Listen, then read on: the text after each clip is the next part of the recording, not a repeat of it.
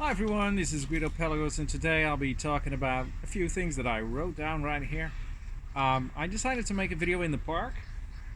The only thing is, the moment I started the video, there's like loads and loads of people coming from every angle. So we'll see how far we get. Even same thing, this Huawei phone is unable to make a light or a decision between shall I put the video in light or should I put the video in dark, which means it does both continuously.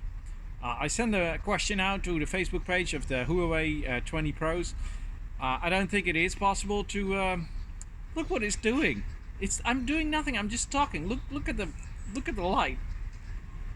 Insane. Huawei, do something about it because it's ridiculous. Look, it's going from light to dark, from dark to light, and I'm not moving. I'm just moving my voice. That's insane. Anyway, I just want to do the movie anyway. So I had a book coming in, Hollywood Propaganda, which I'll show you later, which I suppose think is a very good book. There's another book coming in, Saints of Salvations by Peter F. Hamilton, which is a sci-fi writer, which I'll be talking about. And today I got my face mask in, which I forgot to bring with me to show you, but you can see it on the thumbnail. So yeah, you see it on the thumbnail, and maybe I'll make a different video about it next time I'm live inside or so. You can find it there. So anything else I wrote down? Well, just to talk the elephant in the room. People think that I'm very sad because Trump didn't win. No, not really. I just didn't want a war in the next couple of years. But you know, everybody wanted a war, so they vote for Biden. That's the whole thing. Look at his cabinets. Anyway, the vote ain't over yet. The vote ain't over yet. We had, what did we have? We had Russia. Then we had Mueller. Then we had impeachment. So it's going to be 4 in a row, ain't it? Anyway, I live in Holland, and if Biden becomes president, it will only be good for the EU because they're going to rip the USA another one. So, good luck, guys.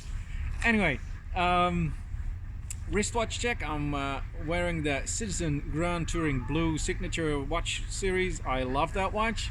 I had a bit of a run-in with the customer service because they only deal with dealers and watchmakers. But via a watchmaker I was able to do it anyway. Probably in my next job I'll probably have to talk to him again, so I'll be nice to them. What did I do else? Oh yeah, I saw Bruce Williams' video about his Vacheron Constantin, which is a great looking watch. I mean, gee, I don't think there's much or many great watches as that VC around. It's probably one of the most nicest watches I know. That overseas with the blue dial is absolutely gorgeous. The bracelet is fantastic. I think he did a very wise job buying that one because it's your grail watch. You don't care about the resale value and you just want to have the best watch that you like for your money, which is the best way to go out for a watch because, you know, you can buy your AP because you think it's going to make money, but then again, A, you'll be tempted to sell it if it goes up in value and you'll sell your grail watch, which is sacrilege.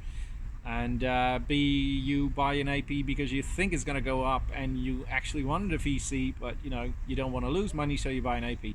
So that VC, I think in my opinion, is much nicer than any Rolex, any AP, and probably the vast majority of Patek Philippe watches out there. So Bruce, fantastic watch, great choice. It's admirable that you choose a VC. I would have done as well. That overseas is just fantastic.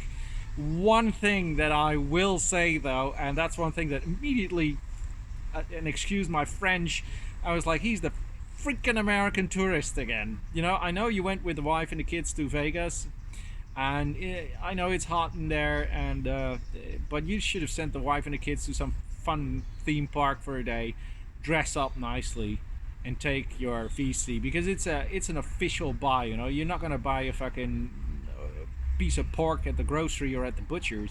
You are going to buy probably your most expensive watch you might ever buy. And the guy was dressed really nicely, the woman was dressed really nicely, and then you come in shorts and a t-shirt, and it's just like, oh, that is, we say in Dutch, that is like pussy on Dirk. Now what do I mean with pussy on Dirk? It is like the contrast is so big that it doesn't make any sense. If you go to a Vacheron Constantin official dealer to buy a very expensive watch, at least, because you had a hired car, so you could have taken some clothes with you. You didn't have to go in a tie, but a suit would have been nice. It would have made it more official, because you were all wearing face masks in the first place, so it already looked weird. And then with the contrast between a suit and a shorts and sneakers, I mean, I'm going to tell you now, if I ever going to buy that watch, I'm gonna dress up. I'm gonna try and look as nice as I can, because that watch has to compliment me, and I don't want to have that watch stick out like a sore thumb because I look like shit. Sorry, Bruce. Again, your watch is great, so who cares what I think? But that was the one thing that I was like, all right, so everybody's dressed nicely because it's a very uptown boutique and something, and you come in with fucking shorts and a t-shirt and sneakers. yeah, that was interesting to see. Anyway, I still love the channel and I really like your videos, so don't worry about that. It gives me something to comment about, and you probably have a comment about this video as well, so don't worry about it. But anyone, if you're going to film yourself wearing a face mask in official AD, at least put some clothes on, because a t-shirt and a shorts and sneakers, that's like it's almost sacrilege. It's almost blasphemy. Right, so anything else? Yeah, non-watch related.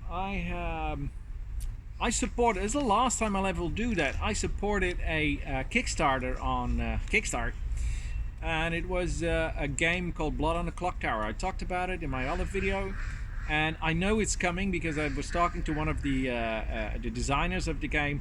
But I bought that game, I supported that Kickstarter game in November 2019, and it was supposed to come in March or April. They're still doing the freaking designs. They're still trying to decide which color the rulebook was going to be. And they're thinking about maybe that somewhere at the end of the summer 2021 that game will be distributed. And I was like, dude, you deprave us of 2 years of having fun playing the game just because you can't decide if you want to have a red or a green rule book, how big the box should be.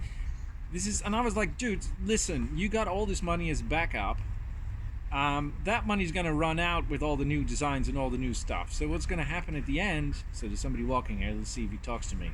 So at the end, what's going to happen, there's not going to be any money left, because if you do that, then you'll have all the money put in, all the designs, and at the end of the day, you don't have any money to print the game, which is always twice as expensive as you thought it was, and then have to distribute it all over the world. And this stuff is like, the box is probably about 8 to 10 kilos, so you can imagine what that's going to cost. And it's like, and it's not even a board game, right? It's a game that everybody gets a leaflet and has to know their role, and the only guy who's the storyteller, he gets a bit of a board game-ish kind of a thing. So it could be so much easier, but I decided that is the very last time I'll back anything on Kickstarter, because I didn't know that if you want your money back, you can't, because you backed something.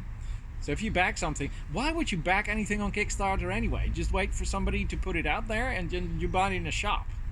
So yeah, Kickstarter, a no-go. Never do that. That's just a waste of your money, and it's going to take 3 times as long, and yeah, I got a bridge to sell you. So anyway, something else that was going on. Did I write something else down? Oh yeah, but Bruce, I did like the end of the video that you were eating the cookies with your friends, and for a moment I thought, you know, if Federico do the same thing, because I see Federico walking in a Hawaiian shirt as well. I never seen this guy in a suit. So Federico, if you're watching us, put a suit on and let us know how it looks. Somebody's calling me. I'm sorry, I'm making a video. I'll call her right back. I completely rearranged the house. That was fine, so maybe you will find me having some different angles when I make videos, so you don't see the very nice curtains every time you see video that I make. Is there anything else I wanted to talk about? Yeah, some stuff, but I'll talk about it later when I get home, because I can't show you all that stuff right here. So I hope you like this video. Short one, but you know, just having some fun. Oh, by the way, my naughtiness has been rewarded. Today I got a message that the fake Steinhardt is on its way to Holland, so let's see what it is, and maybe I'll buy a real one if I like it enough. So we'll show you as soon as it comes in. Okay guys, ciao, bye.